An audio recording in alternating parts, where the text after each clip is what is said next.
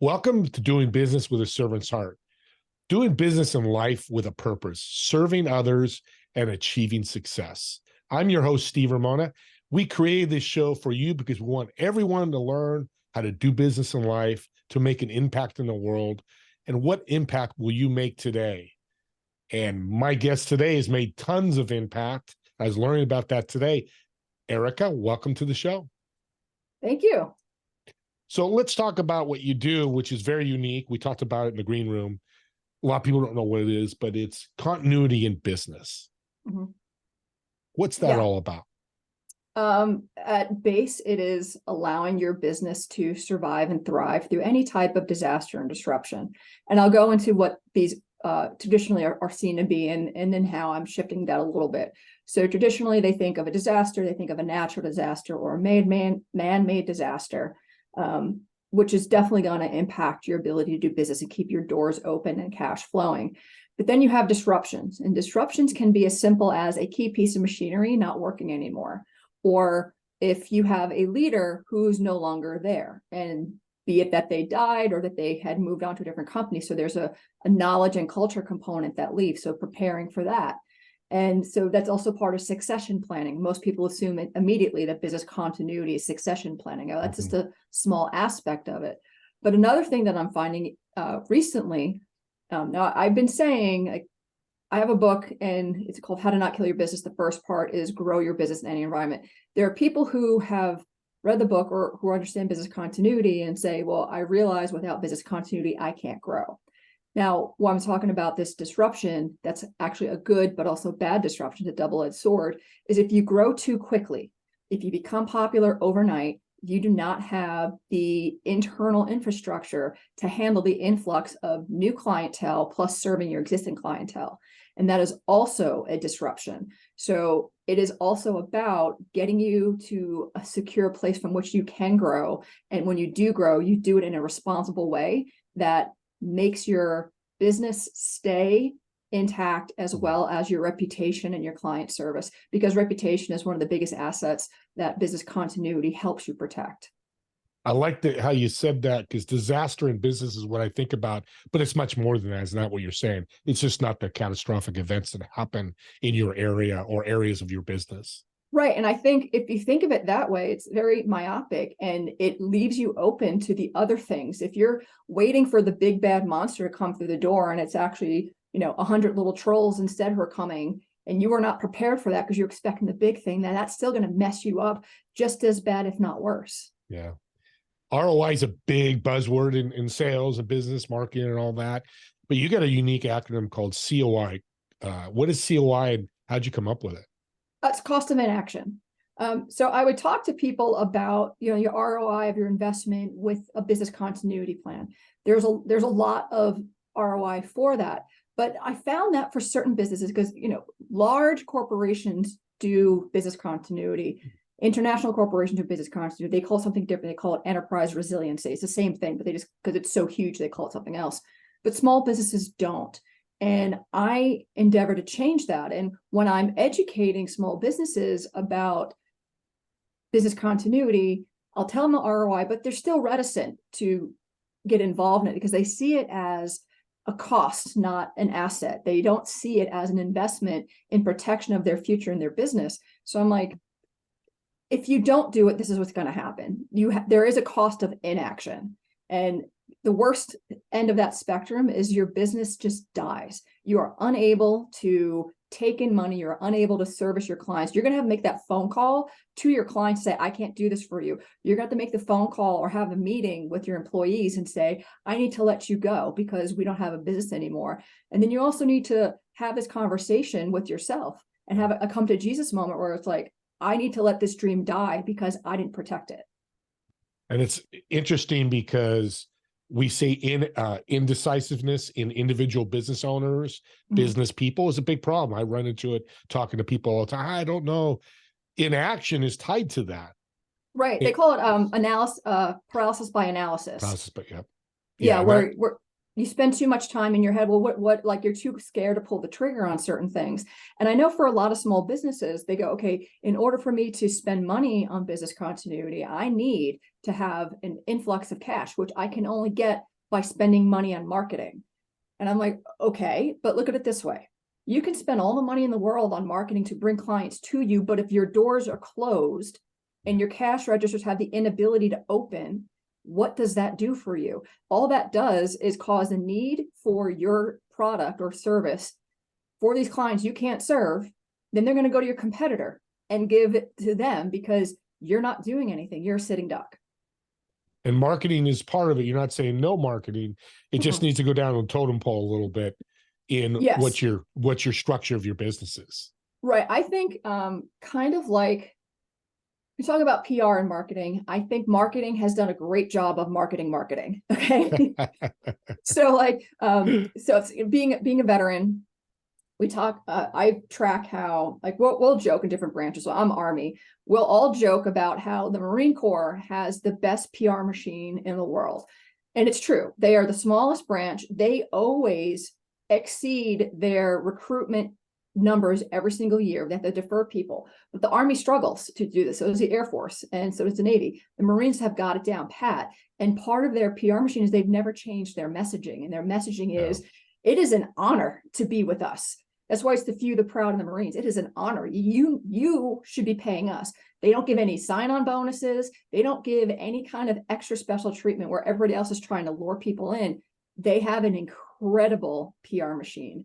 And that's kind of what marketing for marketing and marketing does. It's like, you can 10x your profits with these 5 bullet points. If that were true, everybody would be 10xing their profits. It's not. It's just a fancy way of saying things. If you want me to do it that way, I'll tell you how you can grow your business in any environment, navigate volatility, and successfully recover when things go wrong with 1 bullet point, and that is invest in business continuity. You got me speechless. I love how you say that. And it's so different. And I love to live outside. I'm a Malcolm Gladwell guy, outlier. That's what you're talking. You're an outlier, and I am too. Behind you, if you're watching this on YouTube, is all these certificates. I'm impressed how you have done all of them and went through the education. But I think more important, how you really put it into what you do today to serve people. Yeah, I don't just collect pieces of paper so I have an alphabet soup after my name. It's more of, I like to, the way I used to say it was, I didn't know I wanted to be when I grew up. So I would keep changing trajectory in my career, but I realized more recently, the better way to phrase that is not that I didn't know I wanted to be when I grew up. I just kept evolving. And whatever, I kept meeting the moment where I was. And then when that no longer suited me or I needed to grow beyond that, I changed tact into something else. And the universe is presenting me with different things at that point, and I just went that way. I started off with, I wasn't supposed to do corporate law. I was going to do entertainment law, doing film financing specifically, but they didn't want to pay any money and I needed money. So then I went to corporate law, and then I absolutely hated doing corporate law. And I started doing pro bono work for veterans. And then when the world economy collapsed in 2008, I was helping defend those banks. And that did not feel very good, but helping veterans did, but it also didn't feel good to charge them. So I wanted to do more like that. So I decided to join the military and do that full time. So I did that for a while. And it's through there I learned my passion for emergency management. And then from that came business continuity, because I was made as an EOC legal advisor for Emergency Operations Center. And there was actual disasters I worked through and helped advise on. And part of that wasn't just me being the lawyer saying, no, we can't, no, we can't, no, we can't. It was like, we have authorities, we can work within them, let's help people. Yeah. And that's where that first started. Like, that's the genesis and the origin of where I got to where I am today in what I wanted to do. Well, you wowed me. And I'm going to say this and you are smart, because you just came up with a new phrase that I came up with. I've never heard it before. Education with purpose. Instead of going, hey, I'm going to be private personal trainer, so I'm going to go to kinesiology. I'm going to be a scientist, so I'll go to science because somebody told me to. People usually don't go to college with education with a purpose. Every step when you got educated on something, it was a purpose behind it, right? Yeah. So actually, when I got my MPA, it was right after I'd been the EOC advisor during an actual disaster. We had massive flooding, and I was stationed in Missouri at the time. It had shut down I-44 for a couple of exits. It was completely flooded. And I was like, I want to do more like this. I found something that made me go, wow, I want to do something with this. And I figured if I ever got out of the military, what kind of degree would help me? What could I learn to help me do something like this when I got out? Yeah. And an MPA degree was it. And then, you know, flash forward a couple of years, I'm now a professor for an MPA program, and I teach intro to emergency management because I have the experience having actually done that. And that's the other thing too. When you have any kind of profession where there's people who, you know, they say those who can't do teach, but they're the people who have done also teach. And I'm able to use my actual experience in disasters. I know what this is like. One of the things I did in the military too was write exercises to train people, and then watch them and observe them, and then come back afterwards and tell them what they did right and did wrong and how we could fix this for next time. This is a key part of business continuity as well. So I'm using everything that I've done. Like, I've amassed this broad range of knowledge and experience to make me who I am now, to serve people who I want to serve. And it's really about knowledge for purpose, education for purpose. My purpose is to educate business owners by empowering them with the information I have to help them keep their dream alive and their employees employed, and the community really, really resilient. And I choose resilient for a reason. When you have these things that people can offer through their business, through a service or a product, you're enhancing the community. You're enhancing everybody in that community's life. And if there is a disaster disruption, what happens? Everybody is shaken up. Everybody's upset. And all they want to do is get back to normalcy. And sometimes that's just the ability to go get a cup of coffee. If you are a small business that can be resilient and survive through something like that, to be that beacon within your community, to offer that for them, like, how amazing is that? Talk about good marketing. Holy mackerel. I mean, we go back to that. And education with purpose, I have to add, to serve others. Mm-hmm. That's your purpose. That's why you're on the show. You're a true servant heart. Can you please be more direct in your communication? That's a phrase you had mentioned, you sent to me. I love it because you're half kidding, but talk about communication and continuity. So one of the really important things is you need to keep people, and one of the planks of continuity, business continuity, is crisis communication. And it's really important that you let people know what is going on. You can't keep it a secret, because there's two things that are happening. Number one, you're losing your trust in your clients. If something has happened, if you let them know before anybody else can let them know, or they figure it on their own, they start guessing, they start losing their trust, and a different story gets out that you cannot control. Because once the story is original, any kind of retractions or corrections to it don't matter. Nobody remembers to that. They all remember the headline, and they never make the correction as big as the headline. They just never do. So I have a template for my clients, for both a regular disaster or disruption. And because I'm a lawyer, I know how to phrase these things, because normally crisis communication has to be run through the lawyer. You want to say the minimal amount of possible without saying nothing. And they're like, well, why bother saying anything? You have to let people know, like, hey, this has happened to us. We acknowledge this has happened to us. These are the impacts we are seeing currently. We don't know yet what this means. We do know that it may result in a degradation of services to you. Please bear with us at this time as we're working through this. If we have something that's due to you in the next 24 hours, we will reach out to you individually. You know, the conversation changes depending on how far out your clients are, but you also want to just let them know. And then also say, like, if it takes us longer to respond to you, understand we're working through this right now. And please, like, you don't want to ask for forgiveness later. You don't want to do the thing first. You want to start off that way. And then people aren't suspicious. They're not doing like the run on the bank kind of thing. Like what happened in, It's a Wonderful Life. Like, wait, what's happening? Oh my God. And they did a run on the bank. Like, you don't want the equivalent of that. And by getting ahead of things and being direct about what's going on, again, you don't want to say too much because you don't know what's true. And this is something we learned in the military, is the first report's usually wrong. You have to wait to get more information, but you still have to say something. Don't lie, say something. The minimal amount necessary, but you're still saying something. And that's taking COI with communication. The inaction in your communication could be very, not destroying, but could really damage your business. Right, because no one's going to trust you after that. I mean, same thing with like a cyber event. If you're a victim of a cyber attack and there's cyber ransomware involved, and did you pay it? Did you not pay it? There, even if you are back on your feet, you still have to get people to trust you that you are still safe to do business with. And by keeping everything cloak and dagger, not talking about it, is not the way to get there. Well, you're a servant. I'm going to flip the tables a little bit here. Why do you like to donate blood? That's a true servant. Yeah. It is. So I do. I'm O neg, so I'm the universal donor, and I know I can give to everybody. And it was something I was always obsessed with since I was a kid. I don't know why. So I remember, because you first donate blood when you're 16, so I couldn't wait till I turned 16 to start donating blood. I've given over 3 gallons now just to the Red Cross. I've also given, when I was at NYU, I donated to their blood bank. When I worked at a hospital in New York City, I did specifically to the New York Blood Bank. So I've given probably like 5 gallons over my life so far. But I remember the scene in The Breakfast Club when they're looking at their fake IDs and they get to the nerd, Anthony Michael Hall, and they're like, what do you need a fake ID for? He goes, so I can vote, right? That's what was important to him. And for me, it's like, I get to donate blood. I get to make a difference. And even like I have naturally low blood pressure, not in an unhealthy way. I mean, I run marathons, so it's a healthy low.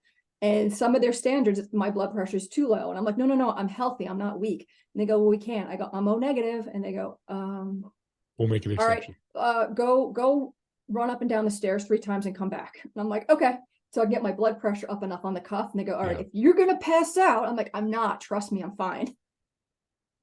So you have a lot of experience in this and something I've learned. That's why I love doing these podcasts. What would you tell a listener out there that's thinking about donating blood and maybe worried about it, but passing all this, and how important is it?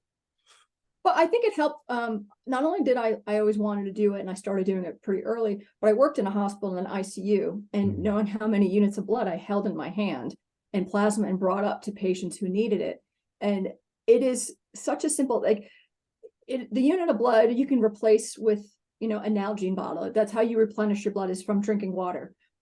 It's not the only thing that they say don't do is don't do heavy cardio that day or lift weights. And then the main reason you're not supposed to lift weights is because you're going to tear open the hole that the needle just created in your arm. That's it. The process can be really easy. I usually can fill up a unit in something like 10 to 15 minutes. If you have the opportunity to donate. And the thing is, I like being a O neg is they really need me. It doesn't matter. Everybody can receive me. I can't receive everybody. I can only receive O neg. I can't receive, but everybody can receive me. So I think it's, if you know what it is that you're capable of doing as far as like helping people live, and that is a simple thing to do. And I really love the Red Cross does is they give you an email afterwards to tell you where your blood donation went. Oh, wow. To what hospital, and to help save somebody. And that, like that's really just extra, like, okay, yay, I know I did something awesome. And they often will offer me some kind of like gift card or something for showing up. I just decline it and like let it donate back. I don't care. Give it something else. Yeah. I mean, to save the money, because that's a great story. That leads to my thought is that's communication on the other side. Something bad hasn't happened. Good communication or inaction in good communication can be a problem for business. Red Cross, you just told the story. Now thousands of people are going to hear it. I'm looking at Red Cross much differently because of this communication they do, right? So that's a part of this. I think it helps, to know, for someone to know their impact. It's one thing to say like, yeah, you donated, thank you, but to actually get proof that this is where, like, it went somewhere. It's because things, it's hard for humans to really like, and it's something that we do. We discount what we don't understand or that we're not shown. Some of us need to be really visual. And there was a guy, his name is Dunbar. He was a sociologist? He did a study on colonies of monkeys because he realized, they were warring factions, but they're also communities. So he's trying to figure out at what number do they become friendly within each other and then hating each other. And that number wound up being 150. I think it was 150. So it's called Dunbar's number. And he applied that to human beings and how we can only care. The maximum amount of people we can only truly care for is about 150. So all y'all with 4,000 Facebook friends, you don't care about them. Right. But it's also like we don't have the capacity to do that much. But when you can make things more real and present, then all of a sudden you can start caring. Like that's something where you're like, I can dedicate my caring to that. Because if you don't understand, like the guy who picks up your garbage, and my dad was a sanitation man, so I have an affinity for sanitation men just for that reason. But to you and most people, that the guy who takes your garbage is a guy, he doesn't have a family. He's the guy that makes the stinky stuff go away. That's all he is, because he's not in your 150 number. Yep. And expanding that can be dangerous, but I think it's also lovely if the opportunity comes every once in a while where you're shown, like, the person who is just in a car wreck, you help save their life because you decided one Saturday to donate blood. Yeah. Yeah, it's great. And I love talking to managers of restaurants and call them over, and every single time they go, oh, okay, how can I help you? What happened? They think it's negative. And I tell them it's great experience. And I did 100 interviews. I think 95 of them have never heard that within a year. They hear all the bad stuff, but they rarely get somebody to have them come over and say, hey, what a good thing. And I love that you said that, because I'm big about that. Mm-hmm. I don't know a sanitation guy, but he drives by, I'll go, hey, have a great day. That little servant word is doing business with the servant's heart, doing life with the servant. So I really like how you're saying that. And we could do that in our business too, is serve this way too. Well, that's how, there was a networking group I belong to, and they always do an icebreaker question when we break off into our small groups. And it was the day that the Oscar nominations was being announced. So being cheeky, they decided the question is, can a business owner be everything and everywhere all at once? And people took it literally. I did not, because I'm me, right? So the first person's like, no, you can't, because it means you're multitasking and you're doing too much and you have to change your way you do business. The next person said, well, yes, if you have social media or a presence on the web, you are perpetually everywhere. And I say yes for a different reason. I impart my fingerprint. I'm not a puppet master, but my fingerprint is when I educate these business owners who are dreamers about their dream to keep it in the community. Then they are empowered to not only keep that business going and the community thriving, but their employees get paid money to do their job, and they get to have their expenses paid for, but also have extra money to pay for the things that enhance their lives, which they get from other dreamers who have employees of their own. It's a beautiful cycle to be part of. And, half of my inspiration came from one day I was walking down the street, and this restaurant that had an identity crisis, it was, bless them, it was both a Tex-Mex cantina and an Irish pub, and they closed. And my buddy was like, well, I was like, oh no, they closed. And he goes, so what, they sucked? I go, no, that means that person's dream died, and everybody who works from had to go home and say, I don't have a paycheck anymore. If there's something I can do to prevent that from happening, please let me. What a servant. You're so smart, again, because you just have me come up with a new acronym, SOA, Service of Action, that I'm going to start using, because that's what I'm all about. COI, cost of inaction, but we have the flip side, the yin and yang. If I can use that, whoever said that, I'm using it. I like that, because you are super smart. The people can look at the certificates, but you take the soul and the spirit with what you do. Am I correct? Yeah, I think so. I think that's a lot of, and because I realized I had empathy really early on.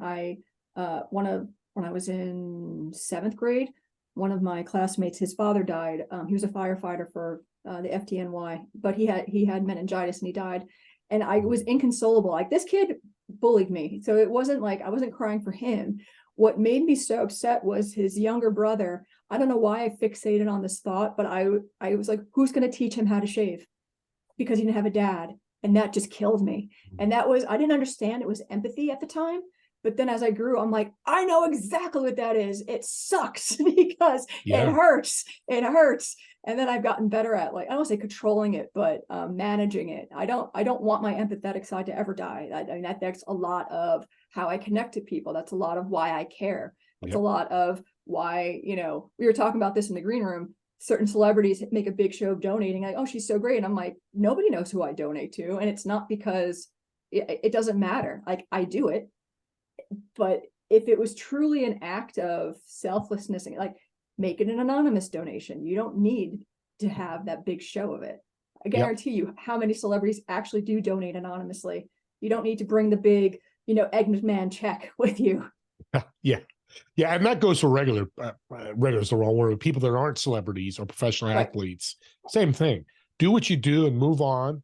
If somebody comes to you, be honest. But yeah, I mean, same thing. I do donations, and I don't, nobody in the show ever knows what I'm doing, because it doesn't really matter. It's between me and what I'm doing, you and what you're doing. Right. That's where empathy comes in. I love that. And if I do talk about it, it's only to advertise what a great project or program they are. Like there's it's confetti's in the name. I'm screwing up the name. I know it's either Operation Confetti or something, and it's about an organization that throws birthday parties for kids in the hospital when it's their birthday in the hospital. I'm like, wow. I'm all about that. And because I do so many races for like running and like marathons, half marathons, whatever, they have this thing called Medal for Medal. I love this organization, and anybody who collects, they love collecting the swag of the medals, but like most people just keep them in boxes. Nobody cares. You can donate them, and they give them to kids going through chemo. They give them medals for just going through chemo. And I'm like, amen. How do you not love that? Amen. Oh, I go on and on with that. We've run out of time here. It's interesting to me, Erika, that people look at outliers. I feel I'm an outlier, and I know you are, in the sense of, we look at things a little different, like marketing, like you were just mentioning. Mm-hmm. But don't discount people because of that.